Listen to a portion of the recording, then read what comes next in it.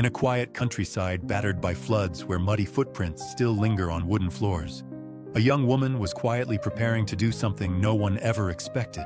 No speeches, no applause. Just a silent promise to build her own home, brick by brick. Even Jack, the one who stood beside her through everything, didn't see it coming. Why did Tien take this bold step? And what does the 50 million VND in her hand truly mean? The morning sun had barely risen when the scent of fresh milk and sliced fruit drifted through the old wooden house. Tien sat by the window, her hands wrapped around a warm cup, quietly watching the chickens pecking outside. The air was peaceful, almost too peaceful. Jack stepped in with his usual casual grin. "Take a break, drink some milk," he said, handing her a glass. She smiled. "Only if you eat this banana with me," she teased. Their conversation was light, almost childlike, but behind it was an unspoken tenderness. They had returned to the countryside not long ago. Life here was slower, simpler, but also full of silent challenges. "Do you have any plans today?" Jack asked. Tien shrugged. "I thought I'd stop by the farm, see the cats and dogs. Maybe do a little cleaning." Jack hesitated. "Actually, I was thinking, when we fix up the farm, maybe we should build you a new house." Tien blinked. "A new house?" "Yeah, something solid, safe, comfortable." Jack said, his voice calm but earnest. "Not just a place to stay, but a place that feels like your own." She looked away, her voice soft. "I don't need anything big, just a little wooden home. A kitchen where I can learn to cook. A garden for vegetables. Maybe raise a few chickens and pigs. That's more than enough for me." Jack nodded. "That sounds beautiful. And I want to build it with you." For a moment, silence fell between them, but it wasn't empty. It was filled with the warmth of unspoken dreams. She imagined the smell of home-cooked meals, the sound of chickens clucking, and the feeling of soil beneath her feet. Jack pulled out a few house designs on his phone. "Look at these garden houses. Tell me if you like any." Tien leaned closer, her eyes lighting up. "That one. I love that one. It'll probably cost a lot," she whispered. Jack shook his head. "Let me worry about that. Just promise me this house will be full of your cooking and laughter."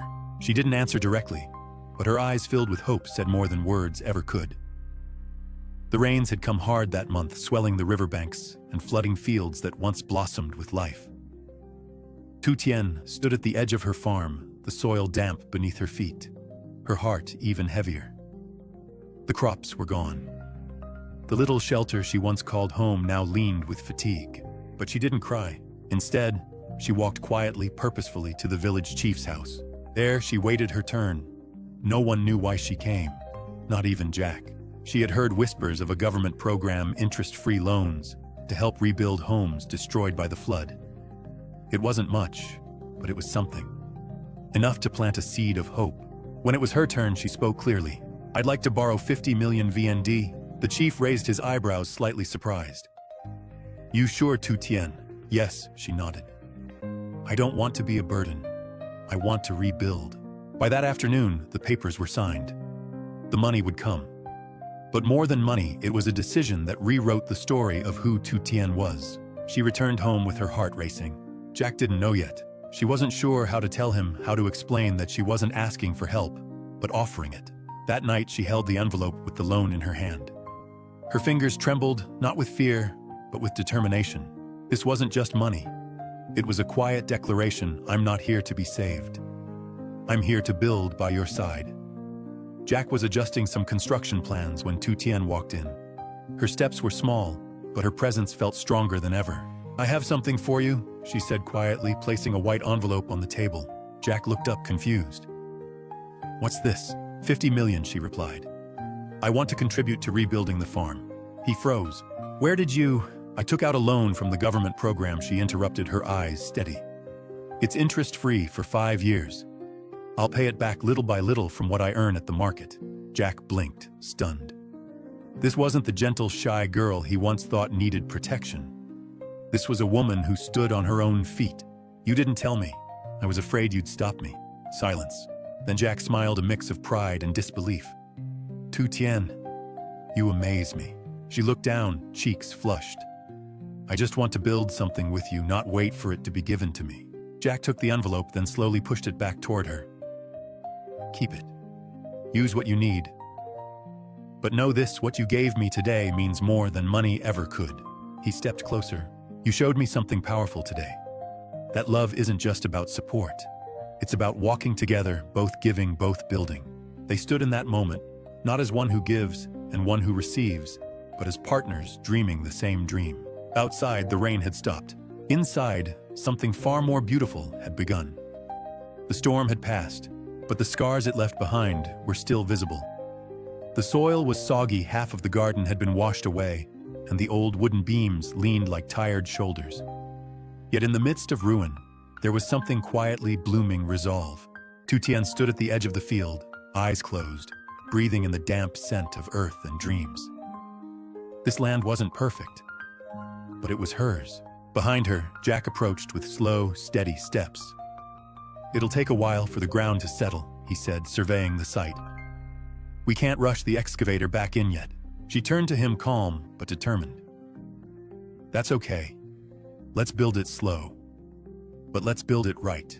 They sat down on a makeshift wooden bench, watching the horizon. Jack opened his sketchbook, revealing outlines of the house they had been dreaming about. A small structure, but full of intention. To most people, Jack said, this may just look like a basic farmhouse.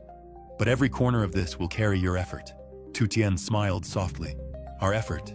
She began imagining the mornings, waking up early to feed the chickens, harvesting vegetables in the quiet of dawn, cooking with herbs she grew herself. A kitchen with sunlight pouring in.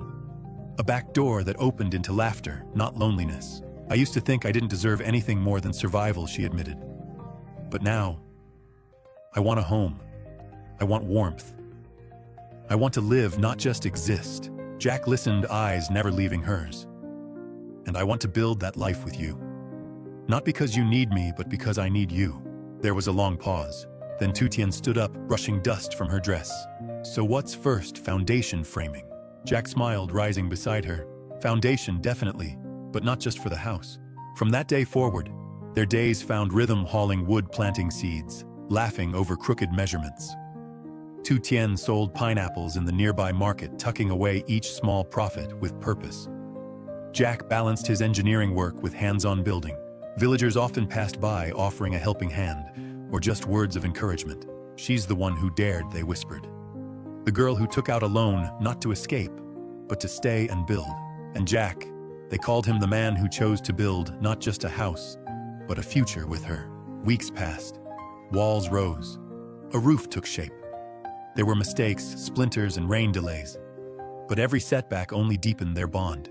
Then, one late afternoon, as the last tile was placed, Tien stood at the doorway of their finished home. The light spilled in, casting a golden hue on the wooden floor. She reached for Jack's hand. We did it, he nodded. Together. The house was modest. No marble, no chandelier. But it had everything that mattered: a garden full of life, a kitchen filled with possibility, and two hearts that had chosen each other not out of convenience, but out of commitment. In a world chasing luxury, they had chosen love. In a place once wrecked by storms, they had built peace. And beneath that roof, no matter what came next, they would always have one thing: home.